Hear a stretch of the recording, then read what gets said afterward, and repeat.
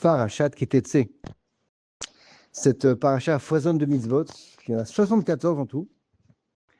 Alors j'en ai trouvé certains qui sont en rapport avec Elul et la préparation à Rosh Hashanah. C'est marqué Lo yavo Amoni au Moavi bikal Hashem. C'est une interdiction de convertir Ammon au Moab au judaïsme. Pourquoi? La Torah mentionne deux raisons. La première raison qui paraît dérisoire, Al-Devar Asher Lukidmu Etrem Ba'alechem Maim. C'est que Ammon et Moab avaient refusé de nous offrir du pain et de l'eau lorsqu'on était dans le désert après la sortie d'Égypte. Deuxième raison, Vacher Sahar Alecha et Bil'am Lekaleleka. Ces deux peuples-là avaient payé Bil'am pour nous maudire. Alors il demande au Magi Midouvna, c'est qu'a priori la première raison semble insignifiante face à la deuxième. C'est beaucoup plus grave de maudire quelqu'un plutôt que de ne pas lui donner à manger. Alors pourquoi avoir mentionné cette première raison? Il répond que ici l'enseignement est que les choses ne se font pas d'un seul coup. On ne haït pas une tierce personne au point de vouloir le maudire d'un seul coup. C'est pas à pas, léat, comme on dit en ivrite. On commence par mal se comporter avec lui, ne pas travailler ses midotes, refuser le béaba de donner à manger quelqu'un qui est en détresse, lechem, maïm. Et si on laisse les choses comme ça, on ne travaille pas, alors on passe à côté de choses importantes, ça fait effet boule de neige et à la fin, on arrive au pire des choses. C'est ça le message.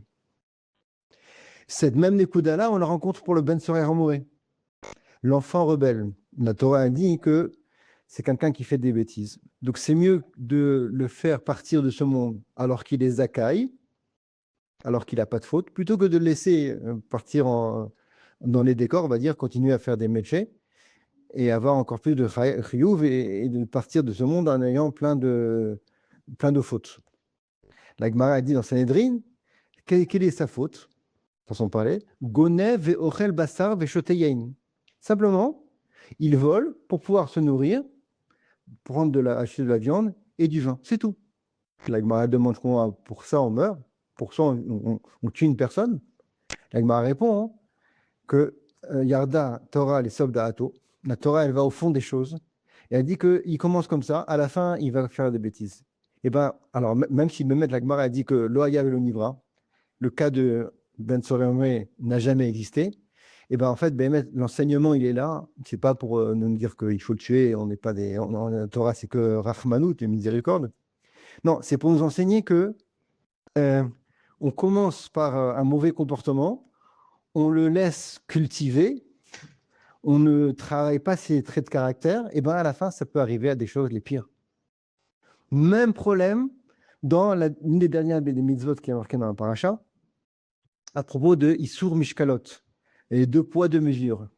C'est marqué Loye Bekisera Even va Aven, Gedola Uktana. Il ne faut pas avoir deux poids, deux mesures. Voilà, un poids, on croit que c'est 1 kilo, mais en fait, c'est moins que ça.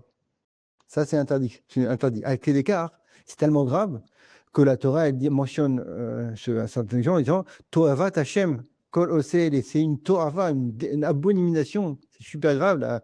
Le Sifra, un Midrash, il explique que c'est quelqu'un qui fait ça, c'est Shaketz, Toeva, tous les mots les pires. Même la Gemara dans Mosra Pechet, elle dit que cacher Avon Midot Yoter mi Arayot, c'est plus grave. La faute comme ça de faire deux poids, deux mesures, des faux poids, plus grave que les relations interdites. Le Chinour, il pousse le bouchon en disant que même à Filou al-Pachot Michel Brouta Chayav, que même si on sait que quand on vole quelque chose, on est chayav qu'à partir d'une quantité d'une prouta, 20 centimes par exemple, et bien pour l'interdiction de deux poids, de mesure, même pour moins que chaque prouta, on est chayav, c'est grave, il y a une interdiction. Pourquoi? Alors la réponse est la même. C'est qu'ici, on parle de quelqu'un qui fait des choses qui paraissent anodines. C'est quoi? Il demande à quelqu'un de lui forger un poids de 1 kg, alors qu'en fait, il y a 980 grammes. Après, il va au marché, il vend ses fruits et légumes, et les athlètes, il se fait un petit gain de 10 centimes, 20 centimes. Et puis, Prota, Mitzarefet les Prota, comme on dit, les athlètes, il commence à faire son gain, et c'est comme ça qu'il devient riche.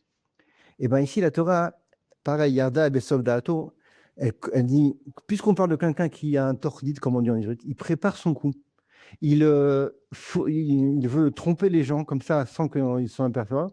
Alors, il cultive chez lui un mauvais comportement qui, à la fin, aboutit à des choses très graves. Et c'est pour ça que c'est marqué Toeva. C'est pour ça que c'est marqué que même le parole de Shavuot, c'est plus grave que Harayot. Alors, on est dans une période de préparation Rosh Hashanah. Ce qu'on a dit dans le mal, évidemment, c'est 500 fois plus en vigueur pour le bien. C'est que pendant Elul, c'est marqué qu'il faut faire des kabbalotes. C'est bien de prendre sur soi des choses qu'on n'a pas l'habitude de faire toute l'année. Une fois, on dit, voilà, je vais dire Asher Yatzar dans Sidour. Une fois, je dis pendant un quart d'heure, je ne parle pas de la Shonara.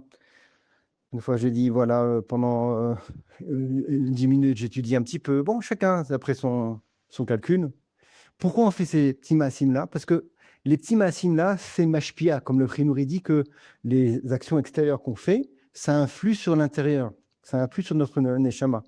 Alors, c'est pareil, c'est exactement le même que tout à l'heure, c'est qu'on fait des petits massim qui, grâce à eux, léat, on s'améliore, on est mieux, on est meilleur, et à la fin, on arrive à avoir la shlemut, et surtout, pour notre sujet, c'est on verra un bon jugement, Rosh Hashanah, Shabbat Shalom.